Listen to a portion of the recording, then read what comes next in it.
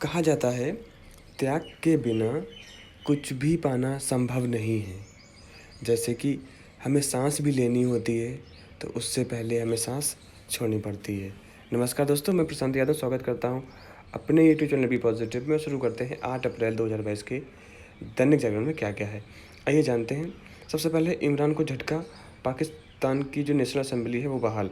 आपको पता ही होगा कि अभी पाकिस्तान में सियासी संकट चल रहा है। अविश्वास प्रस्ताव होना था, या बोल सकते हैं कि अविश्वास प्रस्ताव पारित हो गया था वहाँ के प्रधानमंत्री इमरान खान के अगेंस्ट। तो इन्होंने क्या किया था कि नेशनल असेंबली को ही क्या कहते हैं, ध्वस्त कर दिया था, या बोलते हैं कि उसको डिसॉल्व कर दिया था। तो अब इस चीज़ को लेके जो विपक्ष था वो सुप्रीम कोर्ट पहुंचा। तो सुप्रीम कोर्ट ने बोला है कि जो नेशनल असेंबली को आपने डिसॉल्व किया है वो आपके बस में नहीं है और ये गैरकानूनी स्टेप था, इसलिए जो डिसॉल्वेशन है नेशनल असेंबली का वो नहीं माना जाएगा। और अब 9 तारीख को जो अविश्वास प्रस्ताव है उस पर वोटिंग होगी। चलिए आगे बढ़ लेते हैं। आगे आपके साथ कल मैंने शेयर किया था, आज फिर से बता रहा हूँ। कल वोटिंग हुई थी। यूएनएचआरसी से रूस को सस्पेंड कर दिया गया है। भारत ने अपना तटस्थ जो रुख है वो अपनाया है और यहाँ पर भी वोटिंग नहीं की है। हालांकि रूस ने कहा था कि अगर जो वोटिंग है उसमें जो मेरे विरोध में है और जो वोट नहीं दे रहे हैं वो दोनों को मैं एक ही लाइन पे रखूँगा, एक ही श्रेणी में रखूँगा। तो अभी यूएनएचआरसी से रूस को निलंबित कर दिया गया है। हालांकि रूस को दिसंबर 2023 तक ही सदस्यता थी। होता क्या है यूएनएचआरसी? यूएनएचआरसी होता है संयुक्त राष्ट्र का मानवाधिकार परिषद। इसमें क्या होता है कि जो भी कोई भी ऐसी एक्ट या ऐसे किसी के स्टेप्स जो कि मानवाधिकार के खिलाफ होते हैं, एक कमेटी होती है और वहाँ से सृजित होते हैं बहुत सारे रूल्स रेगुलेशंस जो कि सारे देशों पर इम्पोज्ड होते हैं। तो यूएनएचआरसी से रसिया को हटना, अगर हम देखें वैचारिक रूप से तो कुछ फ़र्क नहीं पड़ेगा या आर्थिक रूप से कोई फ़र्क नहीं पड़ेगा, बट होता ना कि कोई बहुत बड़ा आदमी है और उसको भी समाज में अगर हम डांट दो तो वो डांट ही उस बड़े इंसान की या उसकी छवि को धूमिल करता है। तो यूएनएचआरसी से इस तरीके से रसिया को मतलब निलंबित करना कहीं ना कहीं उसकी साख पर चोट है। बाकी चीज़ें, यूएनएचआरसी भी इतना ज़्यादा इम्पोर्टेंट एक ऑर्गेनाइजेशन या पार्ट ऑफ ऑर्गेनाइजेशन नहीं है जो कि बहुत बड़ा स्टेप ले सके, बट हाँ कहीं ना कहीं ये है कि मात खाई है रसिया ने इस मामले में। चलिए आगे बढ़ लेते हैं हमारे देश की। तो मेक इन इंडिया के तहत बोला जा रहा है कि देश में ही बनेंगे 101 सैन्य उपकरण और हथियार। अभी आपको पता ही है कि हमारे देश में जो सैन्य हमारे उपकरण हैं, स्पेसिफिकली सैन्य से रिलेटेड हथियार हैं, वो बहुत ज़्यादा आयात किए जाते हैं। तो डीआरडीओ जो कि भारत का रक्षा अनुसंधान एवं विकास संगठन है और भारत की अन्य कंपनियां इसके उत्पादन के लिए जोर पकड़ रही हैं। भारत सरकार भी बहुत ज़्यादा इस पर क्या कहते हैं, उनकी हेल्प कर रहा है, बहुत ज़्यादा सब्सिडीज़ दे रहा है, बहुत ज़्यादा आगे बढ़ने की कोशिश उनको जो जितने भी स्टेप्स हो सकते हैं सब बिजनेस के तहत भारत कर रहा है। कंपनियों को क्या क्या बनाएंगे ये लोग? सेंसर्स बनाएंगे, हथियार बनाएंगे, गोला बारूद बनाएंगे, नौसेना, एयरफोर्स और वायुसेना के लिए हेलीकॉप्टर्स बनाएंगे, जहाज रोधी मिसाइलें बनाएंगे। आपको पता है कि भारत मिसाइल सिस्टम का सबसे अग्रणी देश है।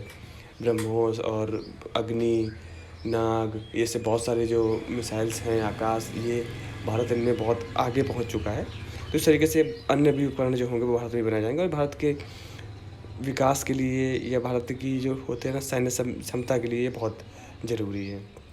चलिए आगे बढ़ लेते हैं। अभी आपने देखा होगा कुछ दिन पहले गोलकनाथ मंदिर हमले पर एक मुस्लिम व्यक्ति थे जिनका नाम था अहमद मुर्तली अब्बासी। इन्होंने अपने हाथ में एक होता नहीं, साउथ इंडियन मूवीज़ में दिखाया जाता है, उसको लेके कुछ लोगों पर अटैक किया था, हमला किया था। तो अब उनको पकड़ा गया, फिर उन्होंने उनसे पूछताछ हुई तो उन्होंने बताया कि जो सीएए और एनआरसी है उसको लेकर वो गुस्सा में थे, इस वजह से हमला किया। कहा जाता है कि जो अब्बासी हैं वो बहुत पढ़े लिखे हैं, आईआईटीएंस हैं। तो वही होता है कि जो पढ़े लिखे लोग होते हैं उनसे इस तरीके की एक्टिविटीज़ या इस तरीके के कारनामे की उम्मीद नहीं होती। और बहुत सारे, अगर आपको किसी चीज़ पे गुस्सा करना है तो ऐसे बहुत सारे प्लेटफॉर्म्स हैं, ऐसे बहुत सारे लीगल अप्रोचेज़ हैं कि आप वहाँ पर जाइए और अपनी बात को रखिए। आपको देश, सरकार और हमारा जो न्यायिक प्रणाली है वो आपको सुनेगी। चलिए बात कर लेते हैं राजधानी दिल्ली की कुछ खबरों की। तो ई साइकिल से पहले 10,000 खरीदारों को 5500 रुपये की मिली सकेगी सब्सिडी। ई साइकिल एक छोटा सा कार्गो वाहन होता है, उसको उसकी बिकवाली के लिए दिल्ली सरकार ने बोला है कि जो 10,000 पहले बिकेंगे उसमें 5500 रुपये की सब्सिडी मिलेगी। बाकी आज दिल्ली एनसीआर में हो सकता है कैब ऑटो का संकट, क्योंकि आपको पता ही है कि काफ़ी दिन से जो नेचुरल गैस है, सीएनजी है और हमारे पेट्रोल प्रोडक्ट्स जो रहते हैं, पेट्रोल डीजल, इनके दाम बहुत ज़्यादा बढ़ रहे हैं। तो दिल्ली एनसीआर में अब हो रहा है कि जो जंतर मंतर है वहाँ पर जितने भी ऑटो चालक हैं उनका संगठन का आंदोलन कर रहे हैं। तो आई होप अगर आप इस तरीके से कहीं रूट में जाएंगे तो आपको कम कैब और वो जो ऑटो हैं उनको मिले। बाकी दिल्ली की कुछ खबरें हैं जो कि इतनी ज़रूरी नहीं है। खबरें सारी ज़रूरी हैं, बट अगर हम एग्ज़ाम्स के हिसाब से देखें या इस हिसाब से देखें कि हमें वो जाननी चाहिए कि नहीं, उस हिसाब से इतनी ज़रूरी नहीं है। और अगर एक एक खबर को हम डिस्क्लोज़ करेंगे, डिस्कस करेंगे, तो ये वीडियो 2 घंटे का हो जाएगा और फिर आपको पता ही है कि 10 मिनट से ज़्यादा वीडियो कोई देखना पसंद नहीं करता। चलिए आगे बढ़ते हैं। गरीबों मध्यम वर्ग के लिए सस्ती स्वास्थ्य सेवाओं पर सरकार का जोर। आपको पता ही है आयुष्मान भारत, जो कि भारत का एक स्वास्थ्य विभाग से जुड़ा हुआ एक योजना थी, जिसमें गरीबों को 4 लाख रुपए तक का, 5 लाख रुपए तक का मतलब हेल्थ चेकअप हो सकता है, उसका उनका इलाज हो सकता है। तो बोला कि इस तरीके का ये जो आयुष्मान भारत प्रोग्राम था, इनिशिएटिव था, गरीबों को और मध्यम वर्ग के लिए सस्ती स्वास्थ्य सेवाओं के लिए सरकार का सबसे हमेशा जोर रहेगा और उसने देश के इस वर्ग को बहुत ज़्यादा लाभ भी पहुँचाया है। चलिए बात कर लेते हैं नेक्स्ट खबर की। तो दबाव के बीच भारत अमेरिका 2+2 वार्ता होगी। देखिए 2+2 वार्ता भारत 2 देशों से करता है, एक ऑस्ट्रेलिया से और एक अमेरिका से। 2+2 होता क्या है? 2+2 मतलब होता है कि भारत के 2, अमेरिका के 2। अब 2 कौन? तो भारत के विदेश मंत्री और रक्षा मंत्री, सेम अमेरिका के रक्षा मंत्री एंड विदेश मंत्री। तो ये 2+2 जो वार्ता होती है वो होती है। किसके साथ होती है हमको ये भी रखना है, अभी अमेरिका से होने वाली है। ठीक है, चलिए आगे बढ़ लेते हैं। ऑस्ट्रेलिया में पढ़ रहे छात्रों को नौकरी में भी मदद करेगा समझौता। अभी भारत और ऑस्ट्रेलिया के बीच व्यापार समझौते बहुत ज़्यादा हुए हैं। कल मैंने आपसे डिस्कस किया था कि जो हमारा फॉर्म वीज़ा है वो भी इंडिया को मिलने वाला है एंड जो डुअल डिग्री है वो भी होगा। तो अब यहाँ पर है कि जो ऑस्ट्रेलिया में पढ़ रहे हैं उनको एक समझौता किया जा रहा है कि वहीं पर वो जॉब भी कर सकें। चलिए ये बहुत अच्छी बात है हम उन लोगों के लिए जो ऑस्ट्रेलिया पढ़ रहे हैं। बाकी ये कुछ ऐसी खबरें हैं राजनीति से ओत प्रोत मतलब लिपटी हुई हैं राजनीति से। ये यहाँ पर ये बहुत अच्छी खबर है, अंग्रेज़ों के राज नहीं आज के अंदाज में काम करेगी पुलिस। तो अभी आपको पता ही कि धीरे धीरे सारी चीज़ मॉडर्नाइजेशन पे जा रही है, तकनीकी बहुत दिन पर दिन बढ़ रही है, लेकिन जो साइबर क्राइम्स हैं या अदर क्राइम्स हैं उनको भी बहुत मौका मिल रहा है बढ़ने का। और अपराधी भी उन चीज़ों को, जो टेक्नोलॉजी है वो अच्छे काम के साथ साथ जो आपराधिक गतिविधियां हैं उसमें भी लिप्त हो रही है। तो इस वजह से पुलिस उन गतिविधियों को रोकने के लिए और बहुत अच्छे से काम कर पाए, स्मार्ट पुलिसिंग बन पाए, उसके लिए काम कर रही है। अभी हाल में ही कल मैंने आपसे बात भी किया था कि आपराधिक प्रक्रिया पहचान विधेयक 2022 लाया गया, संसद से पारित हो गया है। तो वही है कि इस तरीके से अब पता चलेगा कि हमारा जो क्राइम रेट है वो बहुत स्लो होगा, बहुत डाउन होगा एंड जो न्यायिक प्रणाली है उसको भी बहुत गतिशीलता मिलेगी। चलिए आगे बढ़ लेते हैं। कुछ ऐसी खबरें हैं जो कि थोड़ी सी सेंट्रिक हैं या इससे पहले मैंने आपसे डिस्कस भी कर ली हैं। बात करते हैं बिजनेस पेज की। तो सोना 51,000, चांदी 66,000 एंड डॉलर 75.95। चलिए बात करते हैं मोबाइल बैंकिंग के लिए नहीं लगेगा मैसेज शुल्क। जैसे होता था ना पहले हम लोग मोबाइल बैंकिंग करते थे तो OTP जाता है, OTP या हमारा जो नंबर लिंक होता है उसके लिए कुछ पैसे कटते हैं, अमूमन 40 या 50 पैसे कटते थे। तो अब वो फीचर जो टेलीकॉम नियामक ट्राई है हमारा, उसने बोला कि अब ये शुल्क नहीं लगेगा, ये शुल्क समाप्त हो गया है। चलिए थोड़ा सा ही फ़ायदा कुछ तो मिल रहा है। इसके बाद एक एप्लीकेशन बहुत ज़्यादा सुर्खियों पर है। आपको पता ही है कि इस बार का जो IPL है वो टाटा ऑर्गेनाइज़ कर रहा है, मेन स्पॉन्सर है उसका। तो टाटा ग्रुप ने लॉन्च किया है जिसका नाम है टाटा न्यू, NEU। तो ये क्या है कि ये किस तरीके की, ये जो हमारा होता है ना कि फ्लिपकार्ट हो गया, अमेजन हो गया, जिसमें हम ग्रोसरी सामान ले सकते हैं, परचेजिंग भी कर सकते हैं आइटम्स की, हम होटल बुक कर सकते हैं, हम अपना ये टिकट कर सकते हैं। तो इस तरीके का ये टाटा का पहला एप्लीकेशन है, काफ़ी सुर्खियाँ बटोर रहा है ये एप्लीकेशन। इसके बाद है CNG के दाम फिर में बढ़ोतरी, 2.5 रुपये की बढ़ोतरी हुई है। तो फिर से गरीबी या जो आम आदमी है उसके पेट मान लीजिए या पीठ में मान लीजिए फिर से चोट पहुंची है और जो महंगाई है वो थोड़ी बहुत बढ़ी है। चलिए इसके बाद विचार की बात कर लेते हैं। समान नागरिक संहिता के लिए सही समय है, आर्टिकल 44 में आपको पता ही आता है। और ये सही समय है बोला जा रहा है। मैंने इससे पहले भी बोला है कि किसी भी अच्छे काम करने का कोई समय नहीं होता, जो अच्छा काम जितने जल्दी हो जाए वो ही अच्छा है। ठीक है, चलिए आगे बात करते हैं यहाँ पे विचार की। तो क्षमा रहित मनुष्य पशुतुल्य है। तो इस वजह से वही होता है कि बहुत अच्छा होता है किसी को माफ़ कर देना। क्योंकि ज़्यादातर आप देखो, आपने क्या किसी को कभी माफ़ किया?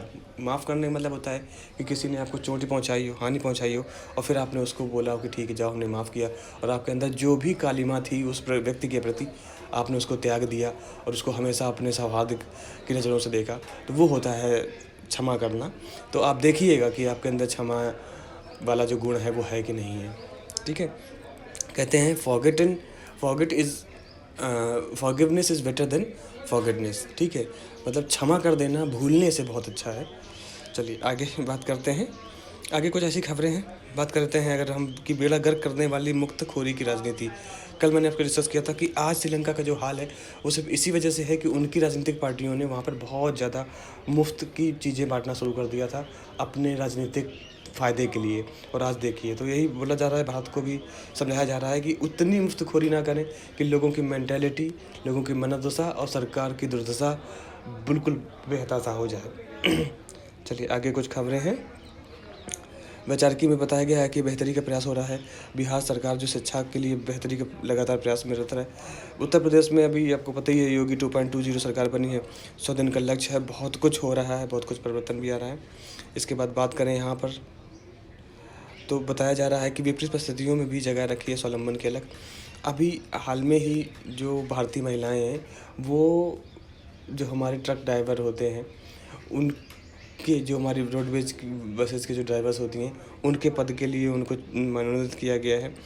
काफ़ी मुश्किल होता है महिलाओं के लिए ट्रक चलाना या बस चलाना, बट वही है कि महिलाएं वही हैं कि उनको जो भी रिस्पॉन्सिबिलिटीज़ मिलती है बहुत अच्छे से निभाती हैं। चाहे वो हमारा लोको पायलट का हो, चाहे वो पायलट अब अबानी जी हों, या ऐसे बहुत सारे लोग हैं जिन्होंने आजकल हमारे फाइटर पायलट्स बनी हुई हैं। तो जो जो फाइटर प्लेन चला ले रहे हैं, लोको पायलट इतनी बड़ी बड़ी ट्रेन चला रहे हैं, उनके लिए ट्रक चलाना कितना ही कठिन होगा। बाकी रही बात एक अलग से कि कुछ लोगों का सपना था वर्दी पहनने का, तो ये वही एक नारी स्पेशल दिया गया है। आज आपको पता ही है कि नवरात्रि चल रही हैं, तो उसमें 7वां दिन है और माँ कालरात्रि का आज का दिन माना जाता है। इसके बाद एक यहाँ पर बहुत अच्छी खबर आई है, एचआईवी पॉजिटिव कर्मचारियों वाला एशिया का पहला कैफ़े। ये बंगाल की राजधानी में एक ऐसा काफ़े खुला है जहाँ पे सारे कर्मचारी एचआईवी पॉजिटिव हैं। एचआईवी पॉजिटिव आपको पता ही होगा, एचआईवी एक ऐसा वायरस है जो कि एड्स ऐसी बीमारी है जो कि हमारे इम्यून सिस्टम को तहस नहस कर देता है, वो होता है। एचआईवी का फुल फॉर्म होता है human immuno deficiency syndrome, human immuno virus. ठीक है? एंड एड्स का फुल फॉर्म होता है एक्वायर्ड इम्यूनो डिफिशियंसी सिंड्रोम।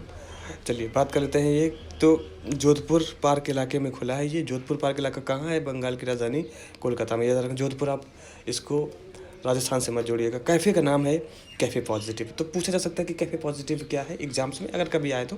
हालांकि मैं मंथली शतक लाता ही हूँ, उसमें जो भी इंपॉर्टेंट फैक्ट्स होंगे मंथ के वो मैं आप ज़रूर उसमें सबमर्ज करता हूँ, और प्लीज़ आपको मौका मिलता है तो वो वीडियो ज़रूर देखिएगा। चलिए बात कर लेते हैं। जैसा कि एक समय होता है ना कि जब प्रधानी का चुनाव होता है, तो एट दैट टाइम बहुत सारे लोग अपने आप को प्रधान समझते हैं और सफ़ेद कपड़े पहने, क्योंकि होता है राजनीति का माना जाता है कि काले दिल वालों का स्वच्छ सफ़ेद लिबास। तो वही, हालांकि ये थोड़ा सा मैं मजाक के मूड में कह रहा हूँ, बट वही है कि भगवा रंग या जो सफ़ेद रंग होता है उस टाइम पे बहुत ज़्यादा बिकता है। अभी बात आ रही है भगवा रंग नहीं मिल पा रहा है, क्योंकि वहाँ भगवा रंग के झंडे, गमछे, कपड़े की मांग करना मुश्किल हो पा रहा है। सूरत में भगवा रंग की टोपी बन रही है। मतलब एक ऐसा है कि जब कोई भी राष्ट्रीय पार्टी का कोई एक स्पेसिफिक कलर से हमारा क्या कहते हैं लिंक हो जाता है, तो उस चीज़ों को पाना मिलना बहुत मुश्किल हो जाता है। तो वही है, भगवा टोपी बन रही है तो इस तरह के कपड़ा मिलना थोड़ा सा मुश्किल हो जा रहा है। चलिए बात करते हैं यूक्रेन और रूस के मुद्दे की। तो यूक्रेन ने कहा है कि हमें रूस से लड़ना है, हमें और हथियार दीजिए। तो वही यही है कि भाई थोड़ा सा ज़ेलेंस्की, अब तो आप देखिए अपने आप को, लोगों से ले लड़ने का क्या ही मतलब है। आप आइए, पटल पे आइए, बात कीजिए, जो निष्कर्ष निकले उसका समाधान कीजिए। चलिए बाकी इसके बात है कि आपको पता ही है कि अभी यूक्रेन के एक बूचा में नरसंहार हुआ, जहाँ पे 400 से ज़्यादा लोग मारे गए। तो मतलब ये एक बोल सकते हैं कि मानव जो अधिकार होता है, या बोल सकते हैं कि जो एक मानवता होती है, उसके अगेंस्ट का ये एक्ट था। तो उसके तहत अपना लुधियाना जो है, वहाँ पर अपना लुधियाना में पंजाब में एक स्थान है, एक शहर है लुधियाना, वहाँ पर लाल रंग पे लोगों ने इस तरीके देखी डेड बॉडीज़ के रूप में पानी पे प्रदर्शन किया है। काफ़ी इमोशनल ये लग रहा है। चलिए आगे बात करते हैं। यूरोपियन यूनियन की एकता खटाई में है, हंगरी करेगा रूबल में भुगतान। देखिए, जब से ये युद्ध हुआ है, सबसे ज़्यादा अगर किसी को घाटा हुआ है तो वो रशियन इकोनॉमी को हुआ है। यूक्रेन ठीक है, वो तो तबाह हो गया, यूक्रेन को कौन ही पूछेगा, बट अगर देखा जाए तो रशियन इकोनॉमी तहस-नहस हो गई है। तो अब रशियन जो गवर्नमेंट है, वहाँ पर उन्होंने बोला है कि आप जो भी वो करेंगे, आप हमारे साथ जो भी व्यापार करेंगे वो आप हमारी खुद की करेंसी में कीजिए, आप डॉलर में मत कीजिए, आप रूबल में कीजिए। मैं आप अपने यहाँ के देश की करेंसी जो है उसमें करूँगा, मतलब जो आपकी करेंसी है उसमें और जो मेरी करेंसी है उसमें आप ट्रेड कर सकते हैं। तो हंगरी अब